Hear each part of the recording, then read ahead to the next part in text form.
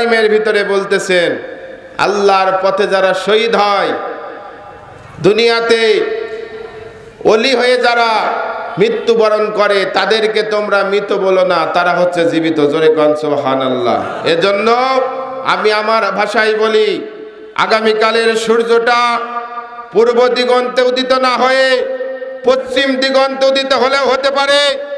বড় বড় পাহাড়গুলো আরেকটার উপর আরেকটা সার খেয়ে পড়তে পারে। উত্তাল সমুদ্রের উর্মিমালাগুলো আরেকটার উপর আরেকটা থমকে দাঁড়িয়ে যেতে পারে। কিন্তু দুনিয়া থেকে যে সমস্ত ওলিয়া উলিয়ারা বিদায় নিয়ে চলে গিয়েছে, এক ফোঁটা ধুলা তাদের শরীরে আঘাত করতে পারে না। কথা বলুন মুসলমান, ঠিক কিনা? ওলিরা হচ্ছে জিন্দা, ওলিরা মরে। জোরে কোন মরে।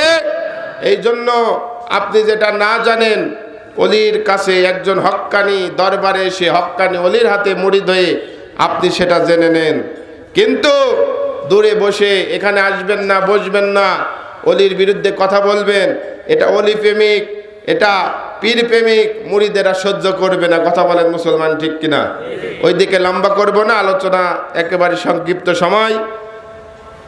আমরা আল্লাহ পাক রব্বুল আলামিনের দরবারে শুকরিয়া আদায় করছি, সকলে পড়ছি আলহামদুলিল্লাহ।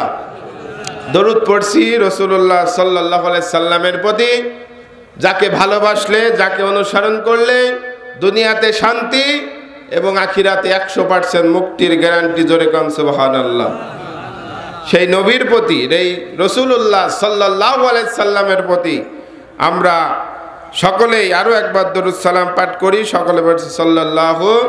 সম্মানের উপস্থিতি, লাখো জনতার ভিড় থেকে বাছাইকৃত হয়ে আপনারা যারা আল্লাহর প্রেমে মুগ্ধ হয়ে রসুলকে ভালোবেসে ওলিয়া উলিয়ার মহব্বতে যারা এখানে আসতে পেরেছেন, বসতে পেরেছেন, এখানে আসতে পেরে আপনাদের লাভ হলো না ক্ষতি হলো? জোরে কোন লাভ হলো না ক্ষতি হলো? আচ্ছা, কি লাভ হলো সে কথা কুরআনুল কারীমের ভিতরে আছে না নাই? জোরে কোন। রব্বুল আলামিন বলেন, وَإِذَا قُرِئَ الْقُرْآنُ فَاسْتَمِعُوا لَهُ وَأَنصِتُوا لَعَلَّكُمْ تُرْحَمُونَ। জোরে জোরে কোন আল্লাহু আকবার।